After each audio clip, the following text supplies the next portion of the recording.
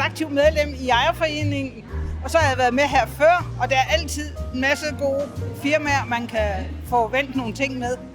Vi har sådan nogle forskellige tanker, som vi går og gør os i de her foreninger, vi sidder i. Men vi er også lidt nye i sådan hele der foreningsliv. Det er jo utaknemmeligt at være et bestyrelsesmedlem i en boligforening. Så derfor er det jo relevant, at der er nogen, som samler alle de aktører, man har brug for på et sted. Vi finder, at vi nok efterhånden får brug for noget hjælp udefra, for vi har været selvadministrerende i over 30 år.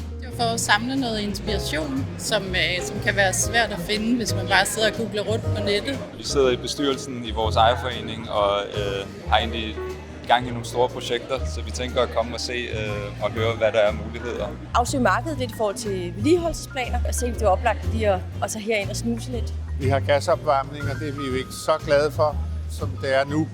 Så vi vil meget gerne have, at vi bliver orienteret lidt om nogle af de ting. Jeg var interesseret i legepladssikkerhed, ikke også? Og den var igennem, at jeg blev inviteret hertil i dag. Nogle gode tilbud og kontaktpersoner, som vi så kan tage ind til bestyrelsen og lige dele med de andre. Og så leder vi faktisk også efter en digital platform, som kan håndtere alle vores administrative opgaver i bestyrelsen. Jeg har fået nogle brochurer fra forskellige firmaer, og så har jeg også bare gået rundt og set, hvad der ting, som man ikke lige havde tænkt på, måske kunne være interessant for foreningen.